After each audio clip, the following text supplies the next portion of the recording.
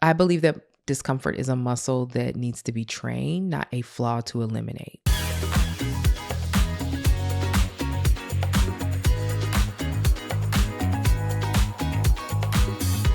Welcome back to the Humaning Well podcast. Thanks for joining me today. Over the course of the last 11 episodes, we have covered a lot of concepts, and I keep saying I'm going to do an episode on discomfort and specifically managing discomfort. And this, my friends, is that episode.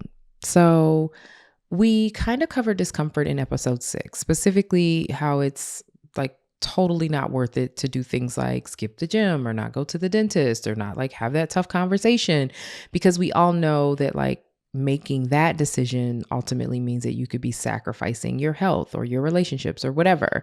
And in that episode, I talk about how avoiding, discomfort and the resulting fallout of that can actually be kind of worse than just addressing the problem itself. Like it's still hard, it's still uncomfortable, but like you think you're avoiding something and it's going to show up and be even bigger.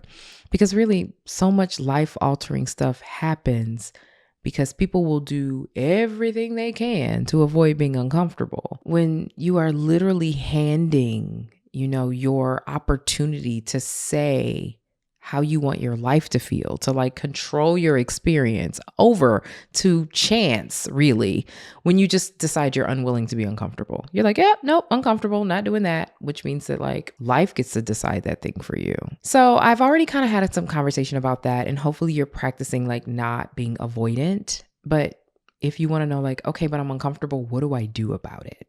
Like, now what? Okay, how do I get good with the fact that I am like, okay, I see the point. I'm going to go ahead and do the uncomfortable thing. How am I okay with that? This is that episode. Okay. So candidly, I make it my business to spend a lot of my life leaning into being uncomfortable. And you might be going, why? Why would you do that? I believe that discomfort is a muscle that needs to be trained, not a flaw to eliminate. I don't see how I can get to peace. I don't see how I can get to self-awareness. I don't see how I can get to maintaining my composure when I'm angry. I don't know how I would get to navigating simple disagreements if I am unwilling to be uncomfortable. So like, to me, discomfort is something that like you need to expose yourself to so that you know how to navigate it. All right. If I am unable or unwilling to be uncomfortable, it precludes me from getting to like the things that are on the other side of that discomfort, namely, and the most important for me, my peace of mind. We gotta go through a little discomfort to get to peace of mind sometimes, right? And so to have the kind of life that I want, discomfort is an essential part. And so I put myself in the position to be uncomfortable often. So as a woman who spends a good amount of her life in discomfort, I have some tips for you. And so I'm going to talk through, some ways that you can be better at navigating when you are experiencing discomfort. First, though, for the purpose of this podcast, we're going to stick to discomfort in terms of like discomfort with information or discomfort with like interpreting experiences, not like tangible, oh my gosh, you crushed my hand in the door kind of like painful discomfort. I'm talking about like that tension you feel, the awkward stuff that between your nose and your navel thing, that tightness that can occur when you're like facing something that either challenges, your current understanding or belief, that kind of thing is more what I'm talking about. Discomfort, first of all, is normal. It is a normal brain thing. As in like it happens to everyone. Even people you don't see experience discomfort. They have it.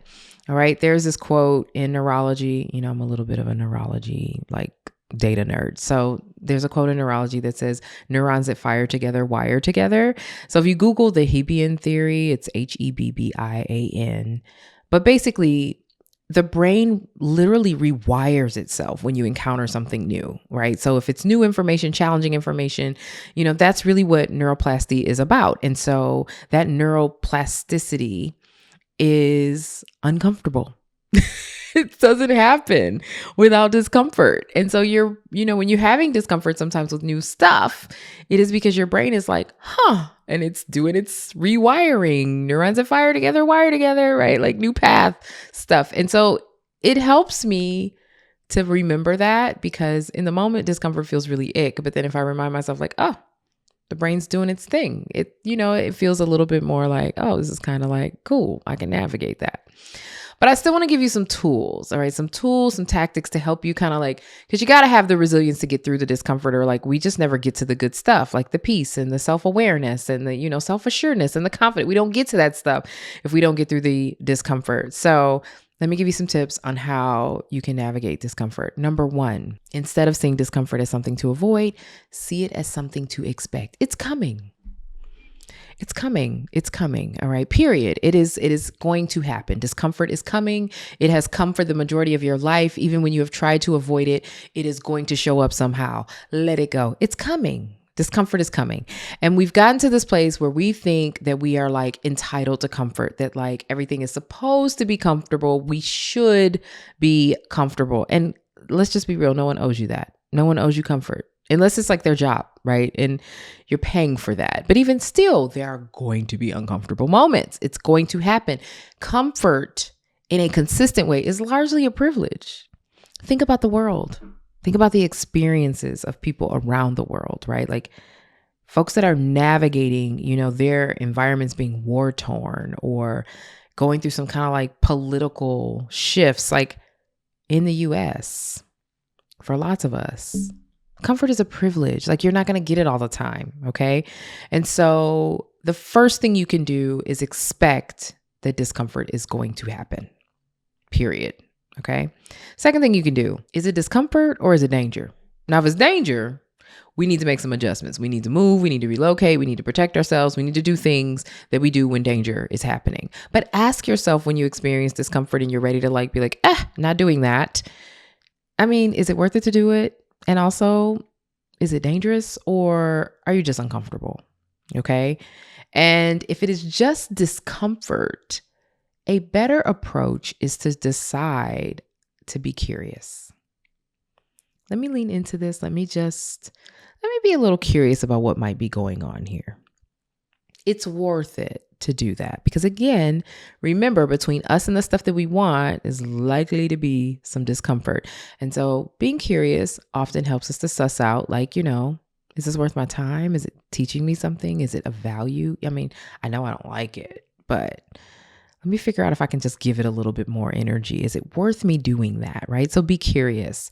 That leads me to number 3, identify the source of the discomfort and query it. So for most of us, because again, discomfort is a brain thing. It just kind of happens, right? And so some of us, we feel discomfort and we just like react. We either like get upset or we try to get away from it, whatever it looks like. But instead of doing that, what if you ask yourself, what's causing the discomfort? Like, why do I feel that way? Am I feeling jealous? Am I feeling insecure? Am I feeling unheard? Am I feeling misunderstood? What is the discomfort? Am I feeling like I'm in a room where, I'm not well represented? Like, what is the thing that's got me feeling like uncomfortable? And then query it even a little further, right? I think I'm feeling a little bit jealous. Like, why am I feeling jealous? Like, should I be jealous? I don't even know if I should feel that way. Sometimes we can just dismiss it because our brains are wired to keep us safe. And so there are going to be some times where you feel something and it's absolutely not real. Like it's not the real thing. Perfect example. In 2023 was supposed to give my TED Talk in January of 2023, and I lost my father in January of 2023. At the top of the month, I lost my dad. At the end of the month, I was trying to give my TED Talk. And so I cried through the rehearsal for the talk, which was the day before the day you were supposed to give the talk. And I honestly oh my gosh, like just even playing it back in my brain, like I get emotional about it because I was so embarrassed. And I was like, people are going to think I'm lazy or they're going to think I didn't take this opportunity seriously because like people want to do TED Talks. It was like on my list of things that I was like, I want to do that. I want to do that. I want to do it well. And I took it seriously. And I just felt like here I am now, like trying to go through my rehearsal and I can't like stop crying. Right. But that wasn't real. Like no one thought I didn't take my talk seriously. Like people were like she lost her dad. You know, the truth is I cried through my talk because my father had just passed away and I was still grieving. Like it was weeks. It wasn't even like a long time. And no one thought I was lazy. No one thought that I wasn't doing what I was supposed to do, right? That was not real. But the discomfort of the moment was like, people are judging you. People think that you're irresponsible. And I like totally was beating myself up until several conversations later, and a boyfriend with lots of patience was like, yeah, that's not what happened, right? And so sometimes we can't do it for ourselves, but it behooves us when we are uncomfortable to try to say like, what is that feeling? Is it real? Should it be affecting me this greatly? And sometimes once you identify it, you can move it down the line. Before you just dismiss everything, sometimes discomfort is also an alarm for something else, like it's giving us information. So we do want to take the time to process it, but also it could be something really simple. You realize you're jealous, you ask yourself why, and you're like, oh my gosh, it's because this person is like so beautiful and just incredibly attractive. Is that a reason to be uncomfortable? Not really. So before running away with the discomfort, identify and query. But like also you want to identify and truly query because sometimes it's giving you information, like things that you can think about later. Like, why do I think I need to beat myself up? Because I'm grieving, right? Which is what happened to me. I had to be like, yo, why are you doing that? Like, what happened? And that was, it sent me on a whole humaning well journey, to be honest. This humaning well concept came out of my TED Talk, me actually, by the way, giving it for real in 2024. But on a data note, neuroscience says that naming the emotion is also really helpful because it reduces the emotion's power. Because what happens is, that shows up in our amygdala. That's like, ha ha ha, scary, protect yourself, And when you name the emotion, it activates the prefrontal cortex, which does more of that like, let me process that. Let me, see how I feel. It's a better part of the brain, in terms of experience. So please take a moment and just say, why am I uncomfortable? Is that real? Okay. And if it's not real, let's try to get to a place where we're clear about what we actually should be feeling and move in that direction. All right, that leads me to my next one, which I think is number 4. Change is uncomfortable, and change is going to always be uncomfortable. Like it's just a part of how change works. When I'm teaching and facilitating, courses, one of the things I say is like, think back to COVID when you couldn't find like Lysol and toilet paper. Everybody was uncomfortable, right? Like we were all like, oh my gosh, if I breathe the air that someone else has breathed, I could potentially end up sick. And that's terrifying. It's really scary, right? It was super uncomfortable. All of a sudden we had like all this like equipment. You had gloves, you had masks. I mean, the hand sanitizer industry is probably still riding high off the profits. Like it was so much stuff to think about, right? And then we had new names for things like PPE, personal protective equipment. Like it was a lot happening and it was so uncomfortable. It was so uncomfortable. Birthdays were uncomfortable. So many Zoom happy hours. It was just a lot of sitting in front of screens. You were uncomfortable and it was a change. And we've gotten some like stuff out of that change, right? Like we think about some things very differently as a result of COVID, and some of the data that's come out of it like has reshaped the way that we engage. And like at the very least, we now know that like, the masks and gloves and all that stuff that doctors and stuff wear has like a name, personal protective equipment, PPE, right? We know what that is. And so change is uncomfortable. And so like reminding yourself of that like sometimes when you are feeling discomfort, it's like, hey, this is just change. This is just what it does. Like it's uncomfortable right now. The things are thinging. Let's chill out. Okay. Let's chill out. And speaking of chill out, that leads me to number 5. Ground yourself. Ground yourself. We know that the grounding tools, the breathing, the exercises, the practicing being present, the counting down from 10, all of the stuff that we practice, we know that it helps activate that prefrontal cortex. Remember I said that part of the brain that's like, let me figure this out. Let me figure out how I feel about it. It also does some regulating. That prefrontal cortex, that's the good part of the brain. That's the part of the brain that's like kind of a little bit like reasonable. It's like, let's think about that a little bit. Okay. So take advantage of your grounding skills, so do the box breathing, count down from 10, humming. Listen, if you are not humming in your life, not only is humming like super joyful and people will like catch you doing it and be like, wow, you're happy. And maybe you're not, but like humming feels really happy and your body likes it. It does some other things, right? So like if you are, this is a little personal, but if you're a little gassy, humming helps. It does some amazing things for your body. So like use that as a grounding practice. But the goal is to like figure out how we can activate that prefrontal cortex through these grounding practices so that we can like actually assess what's happening a lot clearer and turn down that amygdala so that we are actually not having the frantic, like, oh my God, I'm so uncomfortable thing that we can sometimes do. Number 6, a bonus. We're going to give you 6 instead of 5. 5 is a nice round number that we would normally stop at, but let's give you 6. So have a recovery plan. Please have a recovery plan. Plan to human well. Plan. Put some tools in your toolbox to plan. What can you do when you've been uncomfortable consistently that will help you to recharge? Do you need to, put a chair in the closet and just sit there in silence for a while? Would it be great for you to just like lay on the floor and meditate for a bit? What is your recovery plan? And by the way, tell people what your recovery plan is. I can tell you what mine is. My house, my home is my recovery plan. My home is the most comfortable place for me on this planet. It has everything I need. I have the water I like. My furniture is designed and comfortable for me. My bed is, the sheets, it's, so good. It's everything I need to get back to an emotionally regulated state. Very often when folks come by here, they're like, oh my gosh, your house feels so good. I'm like, yes, it does. That's intentional. Okay. Because when I have days of discomfort, because I'm traveling and I've been in front of clients and we're like working through the difficult stuff of how to communicate and connect and like all that stuff, I get to go home.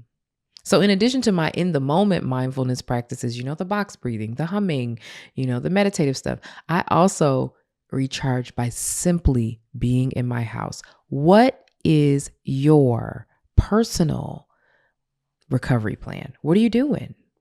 How are you doing that? Make an actual plan, be intentional about it. And guess what? Make time for it. If you know you've got a string of days that are going to be super intense, what's the recovery plan?